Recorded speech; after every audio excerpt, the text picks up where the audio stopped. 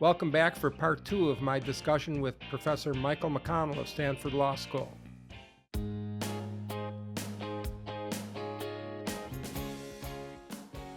One of the things that's frustrating as a citizen, which we both are, no matter what we actually know in our fields of expertise, uh, it seems to me that there's no accountability for simply breaking the law, but going against by people in power. And now here where I'm just giving one example. I'm not saying it's one-sided, but the forgiving of the student loan issue.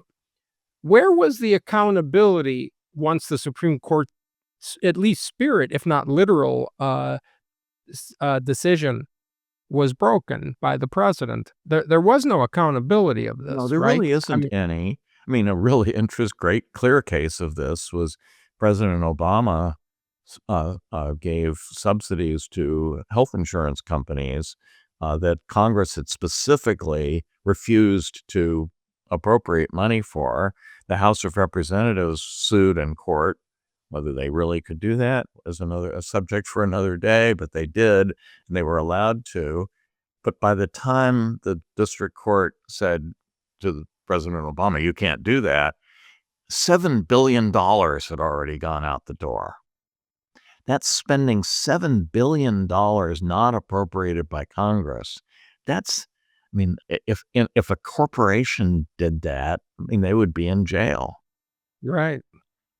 So that is a problem, I think, sort of in a generic sense, is there's a source of frustration I feel in a lot of people, including myself, that there's no accountability, despite claiming that we have such a check and power, we have such a strong Department of Justice, we have, and I'm not saying other countries have a better one. I'm just wondering when we're in an era where the people in charge, the most prominent leaders of our government, simply defy the law, even when they are challenged and found incorrect. It's very sort of not just strange, but it's frightening. I mean, then you're really talk about a threat to democracy. You're talking about a constitutional crisis.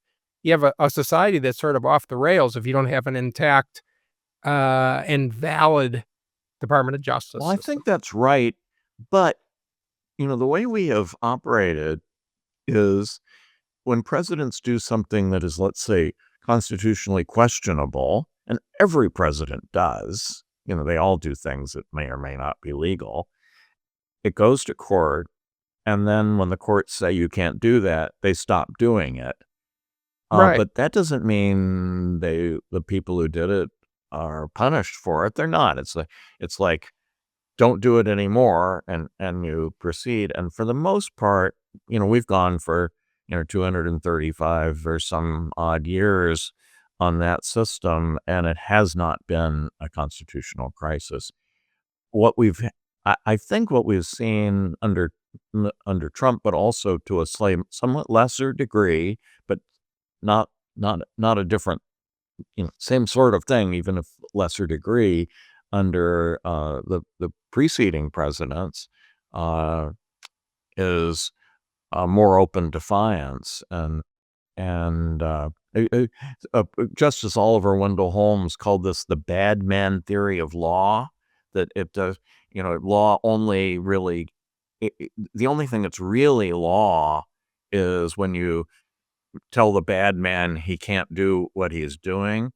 But I think the U.S. Constitution has proceeded on a more of a good man theory of law. That is, the Constitution is, we just expect our leaders to respect the Constitution and to stay in their lanes and we expect presidents to respect the role of Congress and the courts. We expect the courts to, not overreach with respect to the president. We expect all these actors to not to be bad men, but actually to be committed to making the system work as the way it's supposed Right. to.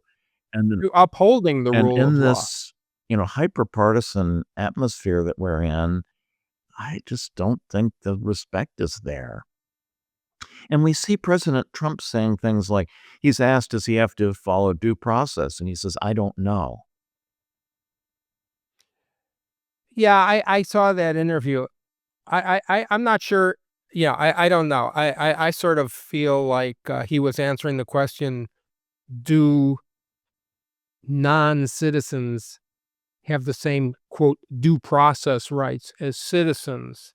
But, you're right. I saw the interview. I'm not clear what Well, he was if saying. And actually, that and is a that question. is a more contentious area of law. Yeah, I mean, I I think think they this is do an have I essential do part. think they are entitled to due process, but Well, let me it's not answer it as if ask there's it this way. 0, on the other side of that. Yeah, let me ask it this way as, again, a naively, non-knowledge based question. You have somebody who's here illegally, uh, because the previous president apparently did not enforce legal immigration barriers. I don't. I'm making that judgment based on just simply layman knowledge of the news and what we've observed. But assuming that's true, and these people are indeed illegal immigrants, okay, let's make that assumption. Do they what are the limits to what the president can do to expel them from the country, since they are by definition criminals who are here illegally? Why would it seems sort of odd to me that somebody would be entitled to legal rights if they are already deemed here illegally. I mean, I because I think the practical point that Trump seems to raise frequently, and I think it's sort of obvious, you have let's just say there's 10 million roughly illegal people here. You couldn't possibly deport them if each one of them goes through the hearing process, the legal procedures, the filings, as you mentioned earlier in this discussion about how long things take. So how is that resolved? And not just simply an academic law part, which is part of it, of course, but also the practical sense. So this is complicated, and I'm not an expert in the immigration laws are extremely complicated. I remember I my head hurt when I first began to decide some immigration law cases as a judge. I'd never had to study this, and it's like impenetrable language. But basically, um, when people are trying to come across the border, they do not have due process rights to come in.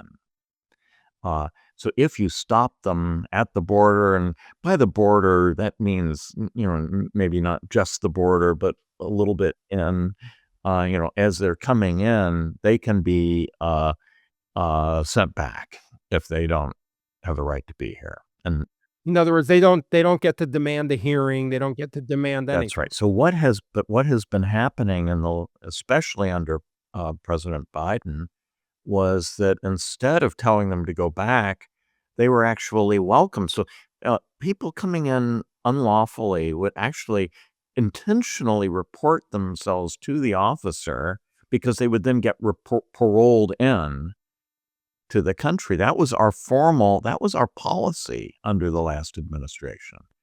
And Even though that again, like, just to before you go on, that policy is contrary to it's law. contrary to law, except, I mean, with the qualification that uh,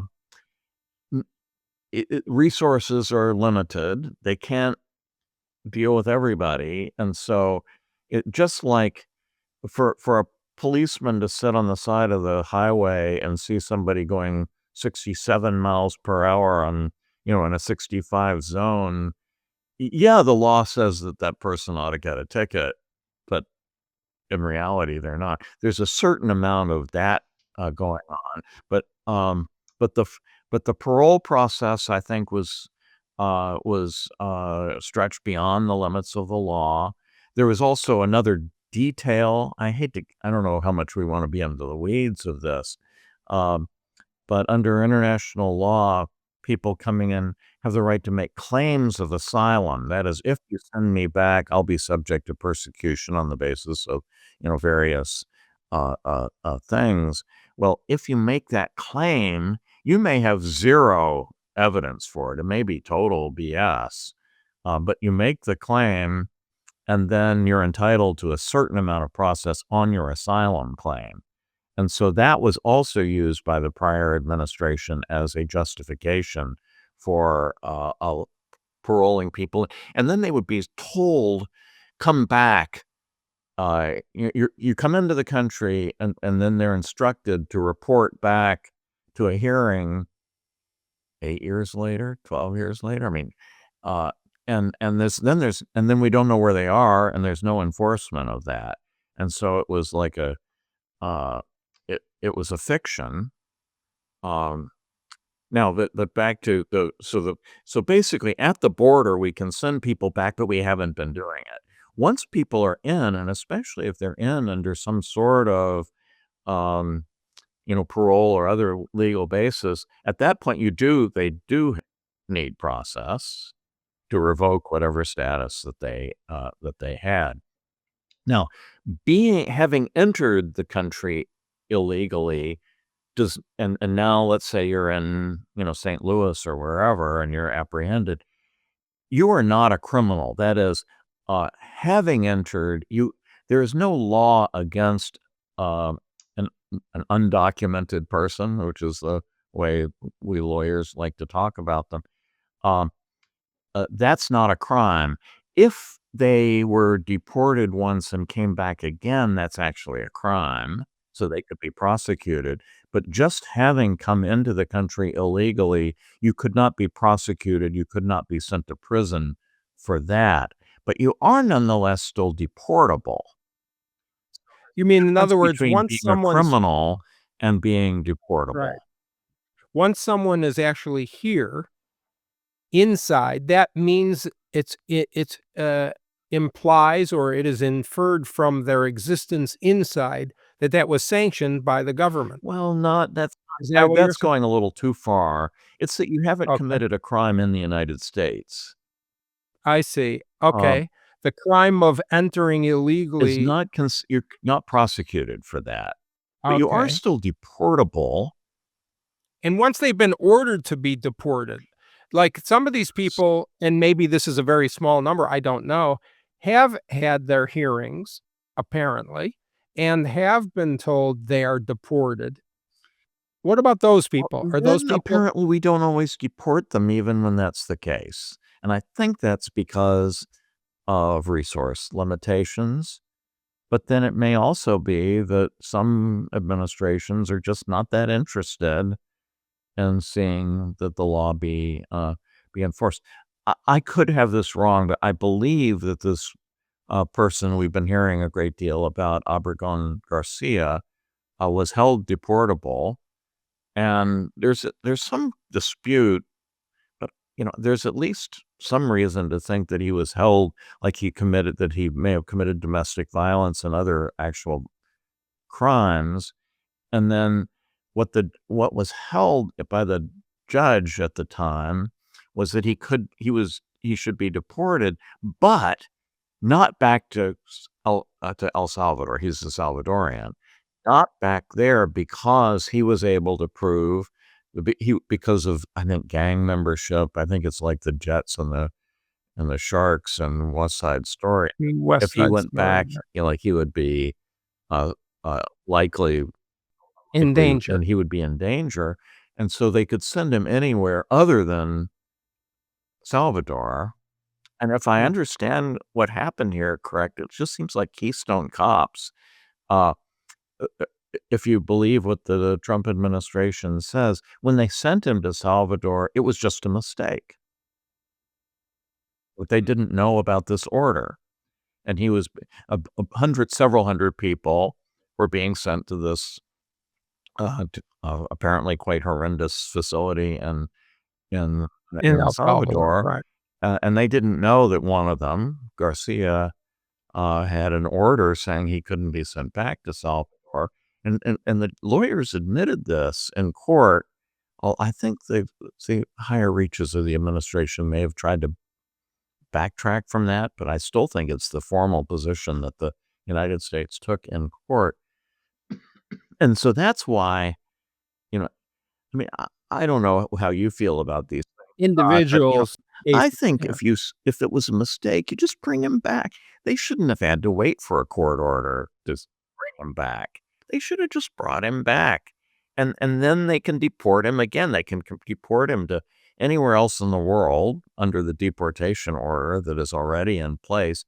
They might even be able to deport him to Salvador by going back and saying that that danger that he was in 10 years ago is no longer there. But you have to go through some process. Is it correct To to to infer say we acknowledge that we were wrong to send you there, but we're not gonna do anything about it. Just, it's not just a matter of law. It seems to me it's just a matter of that's not the way we operate. I mean, Mhm. if I'm grading a student, if a student comes to me with a paper and says, "Oh, look, you added up the points on my exam wrong," I don't say, "Oh, well, okay, it was a mistake, but, you're stuck. I'm not gonna change it." I change it. Mhm. Well, yes, now let me ask, what about this idea of, federal ICE agents, federal immigration enforcement agents, and the conflict, it seems, between the state and the federal government, even in simply allowing the federal government to, this whole idea of a person who's an illegal immigrant who's committed a crime in a state. There seems to be a lack, not just a lack of cooperation, it's much more than that. There's actually a direct conflict between enforcement of the law and the agencies trying to enforce laws on these same people. What is the obligation, if any, of a state legal body or a justice entity to work with the federal uh, legal or Department of Justice? So the states and local governments are not required to help the federal government enforce federal laws. This is Supreme Court has held that, originally in a case, by the way, involving gun control, where some sheriffs in Montana, there was the Congress passed a law that imposed on local law enforcement the obligation to administer the background checks for federal gun control laws, and some sheriffs in Montana said, we don't want to do that. You can't make us do that. And the Supreme Court said, you're right. Federal government does not have the power to force states and local governments to assist in the enforcement of federal law. Liberals, by the way, were outraged by that. Now they like it because this is what I love about constitutional law is it, what's sauce for the goose is sauce for the gander. You may not like it in one context, but then it's going to come and bite you in the butt in another. So it's I like the fact that both sides get hit. Um, but I do think that insofar as these sanctuary cities are doing nothing other than refusing to help the federal government, I think they're within their rights, but they can't obstruct the federal government in its own enforcement.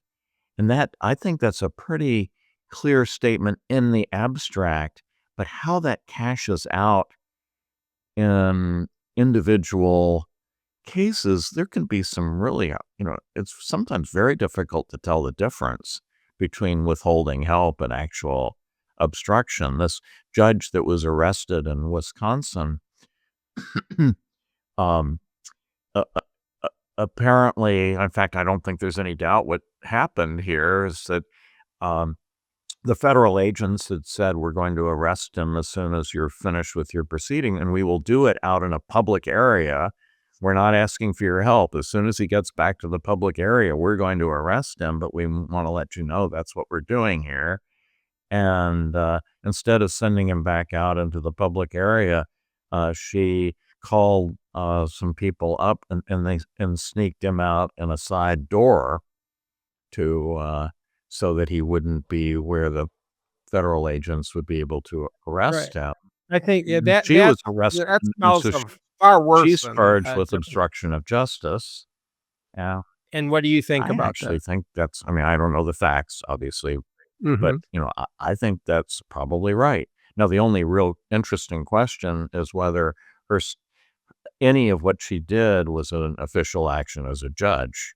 If these were actually actions in her official judicial capacity, there's at least a good argument that she would be entitled to immunity from federal prosecution on basically the same argument that President Trump was held to be immune as a president. But that's disputed. There actually is a case back in the 1880s called in Ex parte Virginia, in which a state court judge was criminally prosecuted for not allowing Black people to be on juries, so as the civil rights laws required. And the U.S. Supreme Court upheld the criminal prosecution of a state court judge for that. So this is an area of some, is that still good law? Not quite sure.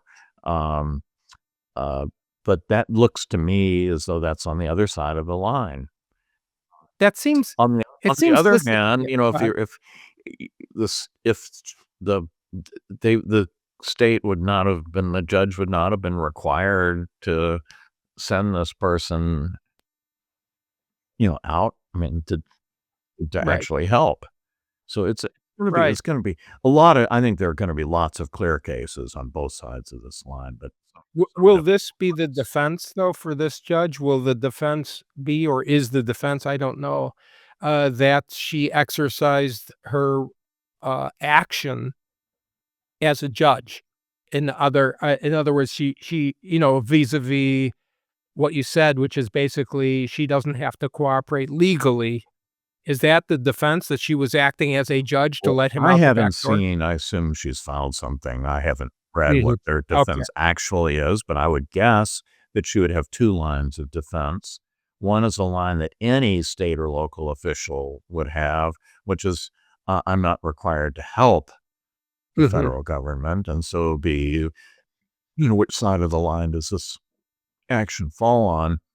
But then I think she has an additional line of defense because of her judicial status.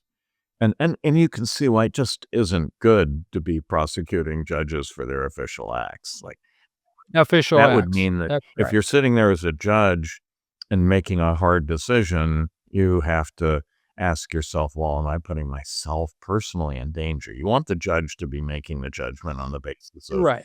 But this wasn't a judgment on the case. no, it This was a wasn't. judgment So I don't, something separate. but it Yeah. could be that there's some Yeah. aspect of this that was actually, I'm not Mhm. saying it is. I'm just saying Yeah. I'm pretty confident that will be part Yeah. of the defense. I wanna get to this, And by the way, big this is like topic. it's a similar problem with the president. I mean, when President Trump, is on a phone call to Raffensperger in Georgia and tells him, and this is disputed, and you can I'm not judging the characterization of the particular action, but tells him, find 11,000 some odd votes in Georgia. Was that an official action of the president, or was that a private action of a candidate for president? You know, Right. not an easy line to draw. Right, because both of those arguments can hold. Even both can hold simultaneously, I would guess. Sometimes. Yeah. And I wanna get to the topic of free speech, censorship, and you're not just an expert on it in your law career, really, and profession as a constitutional scholar, but also you have this unique position on Meta's oversight review board. So you're a perfect person to have this discussion with. Uh-oh. Um, That and I think there's so many ways we can go, but first is, and I've heard you say this. I'm not a lawyer, of course, and so I have a philosophy on this, and my personal philosophy is I would rather err on the side of more free speech than less free speech, but that has nothing to do with what the law is. Um, and I would like first to set me straight on, we don't have pure free speech, of course. There are limits on speech. What are those limits for people who are trying to understand why they can't say whatever they It's want. you're talking about over social media. Well, over social media or the implication of what's on social media by virtue of this whole called, "Oh, you can't shout fire in a movie theater" kind of thing.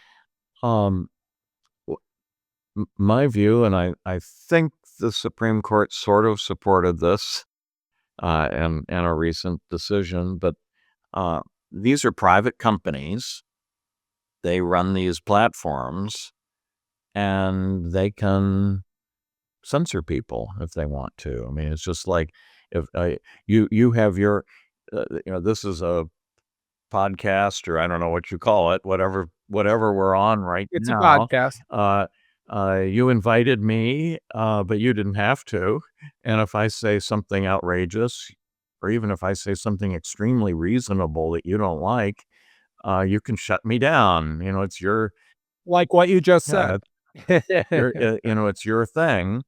Now, when the platforms get as huge as, Meta and YouTube and Twitter and so forth, when they get that big, uh, they have the appearance of, becoming something a little bit different, and this is an argument, you know Like the new town square. yeah. It's So I it's the years public ago, I domain. represented the Boy Scouts of America when their practice of not allowing gay scoutmasters was under challenge, and we took the position and we won, but only 5-4, that Boy Scouts is a private organization. They can choose their leaders however they want, however, whatever you may think about their particular uh, decision. But there was a lot of rhetoric at the time. It's like the Boy Scouts had become, because of its size and its place in American culture, it felt like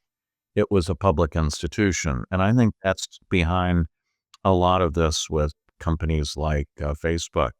Um, but What about news networks? Are those public even though they're well, private, like the New York Times or so I mean, The how New does York this Times work? is easy. Newspapers can do what they want. They have complete editorial discretion. Now, what about NBC, CBS, and so forth? I would have thought that they also enjoy freedom of the press. I would have thought that, except that the Congress, in its wisdom, imposed what they called, or at least authorized the FCC to impose what were called the Fairness Doctrine, which regulated the ability of these news stations, broadcast stations, radio and TV, uh, and controlled their editorial discretion. And the U.S. Supreme Court, in the case in the 1960s called Red Lion Broadcasting, upheld that.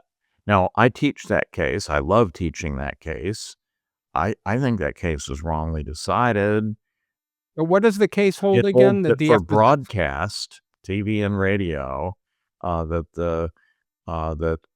the government can interfere with editorial discretion in favor of what it calls fairness, that is, having to give equal time to both equal time. sides, and there are other aspects as well as the equal time requirements, that's, part. So this is why they say we invited so and so to appear, but they declined. Well, they might do that because of journalistic ethics rather than just Yeah, I find the the New York journalistic Times, ethics is which can do whatever it wants, will say we tried to right. interview them and they declined to comment. That's important information for readers to know that they tried. But yeah, there's a legal backdrop to all this. Now, the Fairness Doctrine was scrapped as by political decision under the Reagan administration, so we no longer have it. So it's not legal, not right. I Not see. we don't have any cases anymore. But Red Lion has at least never been overruled.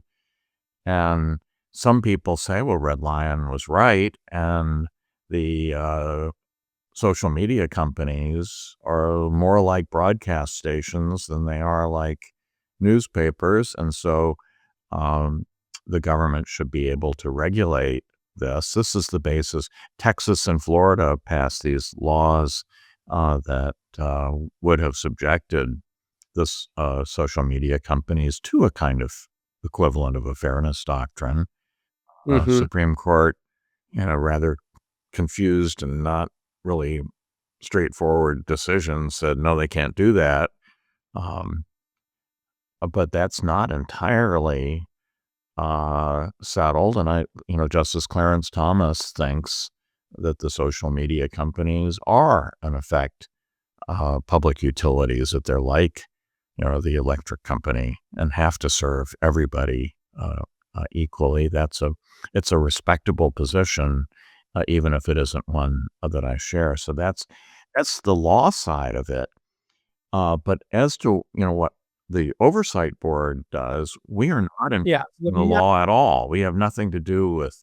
Yeah, what is the Meta Oversight Review Board? So it's a voluntary creation of this one company because Mark Zuckerberg got tired of being the decision maker. Like, you have all these extremely complicated, is it good to have speech about this? Is it dangerous to have speech about that? And the First Amendment is not the same, doesn't cover it. I mean, just as an easy example, the First Amendment would not allow the government to say what you're saying is spam. They couldn't cut out spam and throw people in jail for uttering stuff that's spam. If social media companies didn't exclude spam, we'd all just go crazy. I mean, it would make it impossible. So they exclude spam. One of Facebook's early decisions was that they wouldn't have adult nudity, with some very narrow exceptions. Well, First Amendment wouldn't allow a government to do that. So the First Amendment is not answering these questions. Mhm. Well, Facebook is not. People, I think, imagine that they want to be the world censor. They want to make money. That's what they want. And Zuckerberg himself is really an engineer. He wants to make new products. He is not that keen on having to make decisions that are lose-lose. Somebody's going to be mad at everything. So he reached the judgment, why don't we create this body of people who have some expertise about this, thinking about free speech questions, and let them, we'll outsource the final decision on the hardest, the most contentious of these questions to this outside body, and we'll do what they say.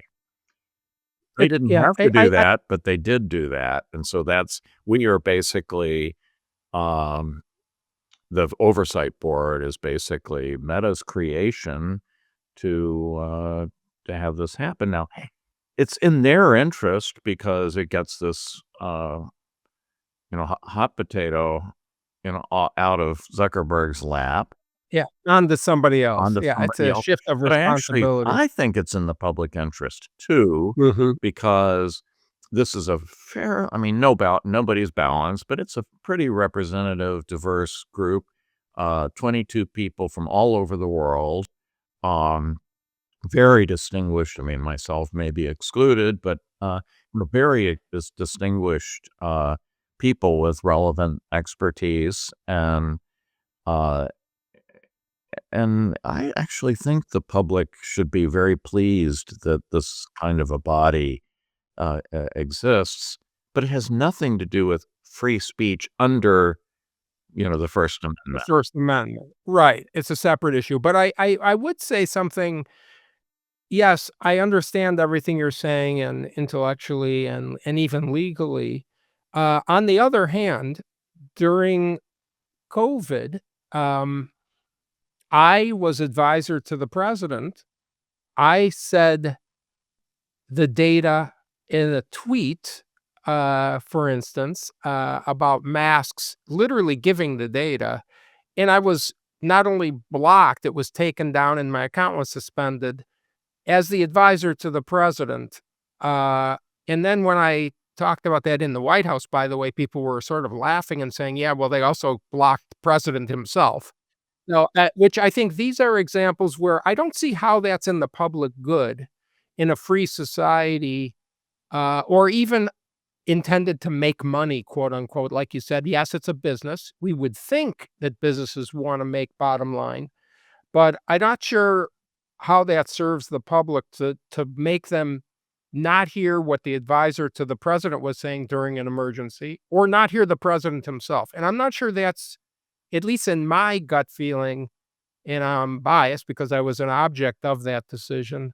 Uh, I'm not sure how that's justifiable, let alone reasonable. So I don't defend that a bit. I think what was done to you, and you're not alone. I mean, there were a number of other No, I'm not.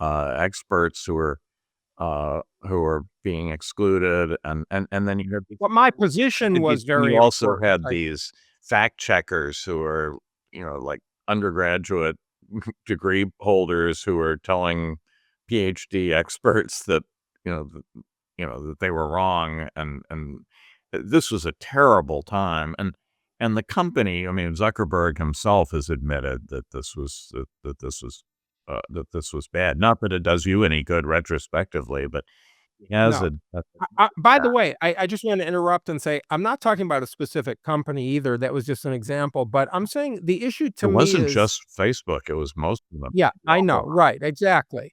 But I guess the issue to me is, it's one thing to say, even in a sort of almost character assassination way, that certain people, whether experts or not, are wrong, and whatever you wanna say about that. It's a different level to shut the public out from hearing what the advisor to the president is saying to the president. I don't see, and I think it's not, and also then the president himself was kicked off of some of these social media companies. I just, I'm not sure how that, I don't know if it's First Amendment, it's a private company, right? But somehow that seems really bad policy. But I don't know if there's a legal question there or not. And that's sort of what I'm asking. so I don't think so. Confining to the COVID context rather than, I mean, Trump was excluded on a sort of because of the January 6th business, and it raises Yeah, but this is before a that. different set of questions. I like to think that if the oversight board had been asked to decide, if you had appealed, I think your instance was before the This is fall of board. 2020. This is before the board actually existed. So the only time the board actually had anything to do with this was we did a retrospective review of the of how the company behaved under COVID, and we were quite critical. The one thing I would say, kind of on their defense, is this: that so you were a political advisor to the president, but the company was listening to the Centers for Disease Control and the people, like, and they are not, people like Zuckerberg will tell you, they're not experts on any of this.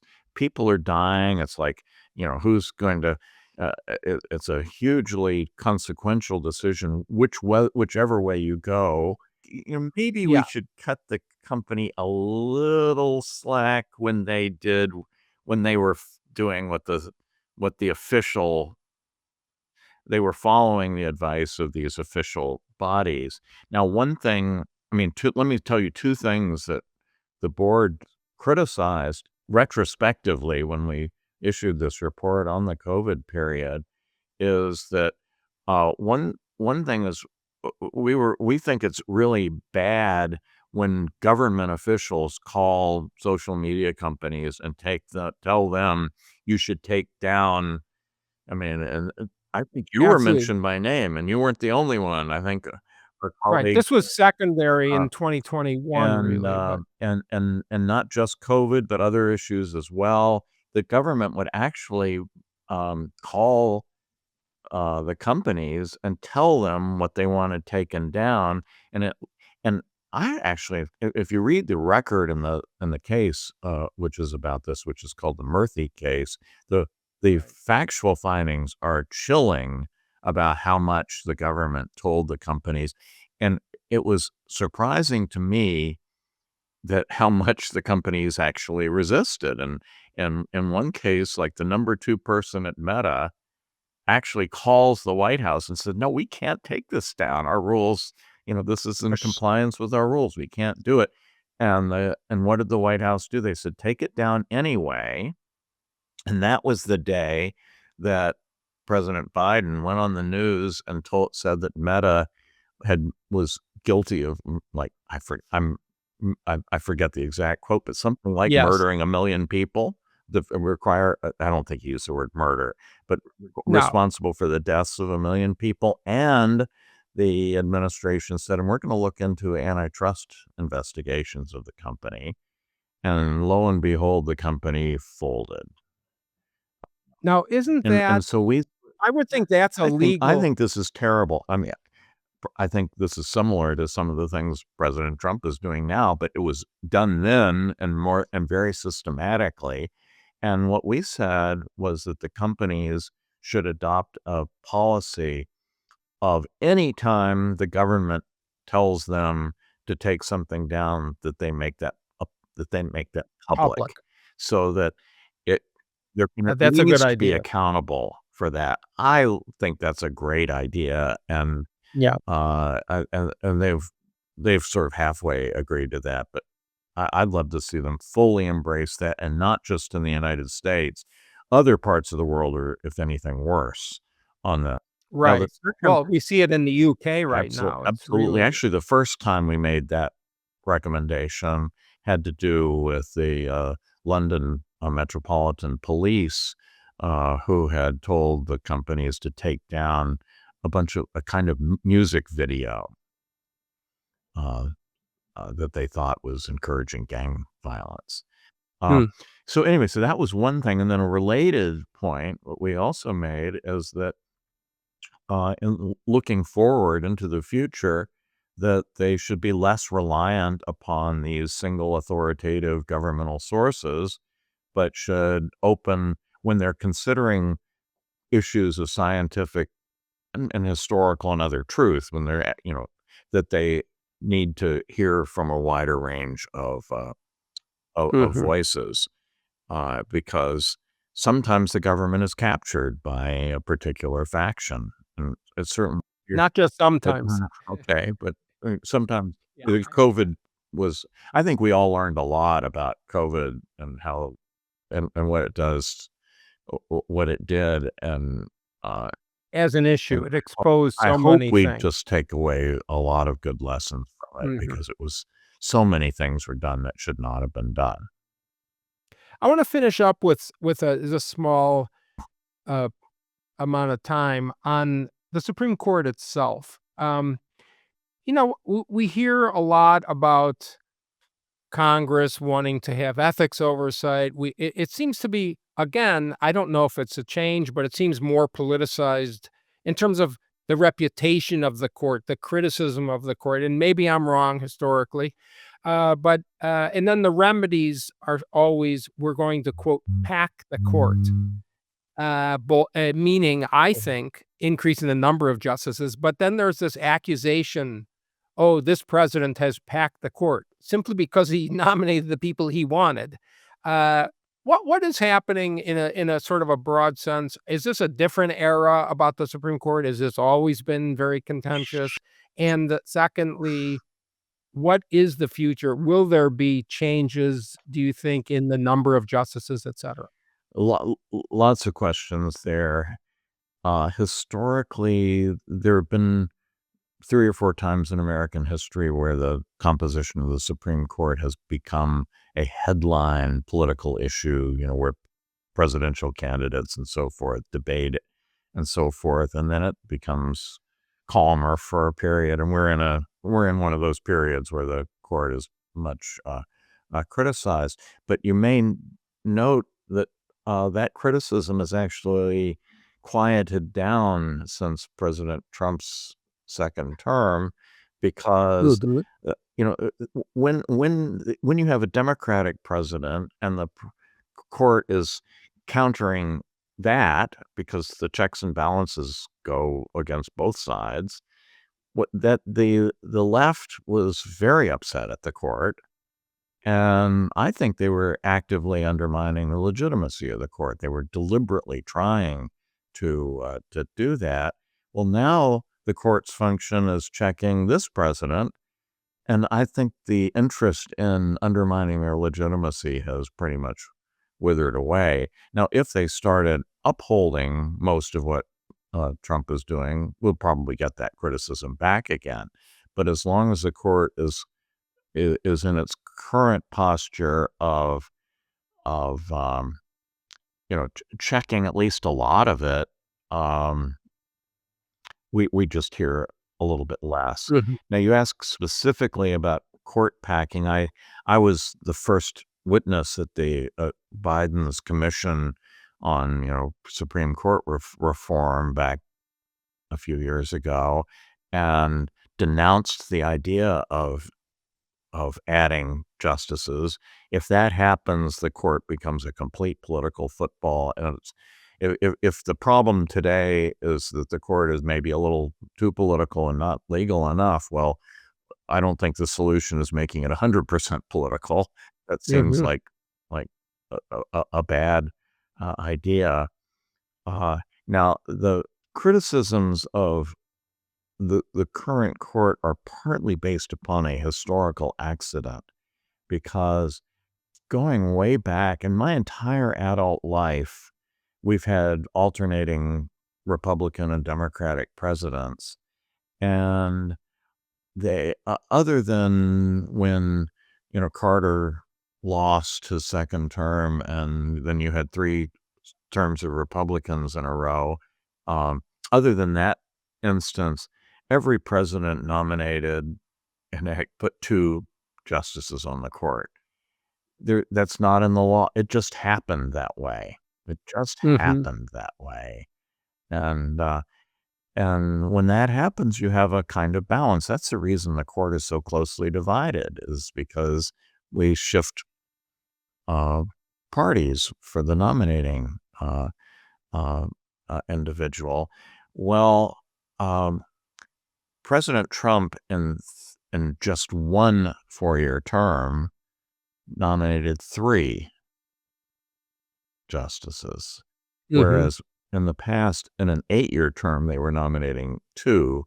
This was a historical accident in part, but it was also the product of political hardball on the part of Mitch McConnell, no relation, by the way, Mitch McConnell and the Republican Senate, when they declined to entertain the nomination of Merrick Garland after Justice Scalia's death.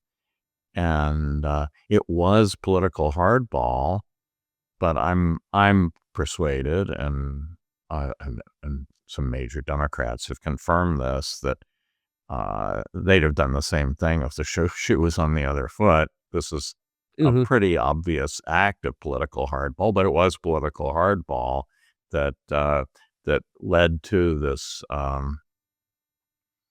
phenomenon where Trump got more Got an extra nominations. vacancy, That's basically, right. yeah. That's why people claim that there's an unfairness.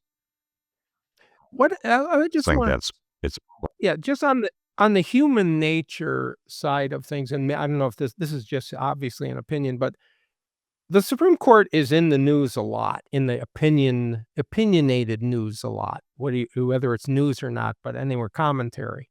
And I wonder if this has an impact on the justices. I mean, they have lifetime appointments.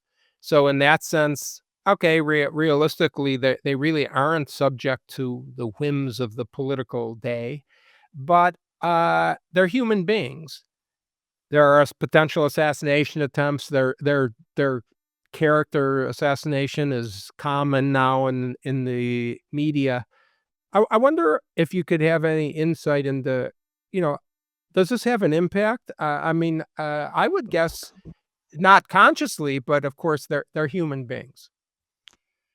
so this is a world I kind of live in, so maybe I can I think it depends on people. There's some individual justices who are extremely thick-skinned and independent, and I don't think it's influencing them. Mhm. Um, and in particular, those who went through what they regarded as, highly, character assassination style nomination struggles like Clarence Thomas, I think he will never be willing. He just does. I mean, I think that inoculated him against any idea that maybe the world of elite opinion on the Supreme Court has any fairness at all. But there is, I think, a lot of belief that many judges, maybe whether it's Supreme Court justices, it's hard to tell, but um, you do live in this world where if you decide things the way the left and moderate left want, you get invitations to give lectures at law schools, and you get fun. You go there, and you have the students treat you like a hero. Remember how Ruth Bader Ginsburg was treated like Sure. a total hero, whereas A Clarence folk hero. Thomas isn't even mentioned in the Museum of African American History in the Smithsonian. Mhm.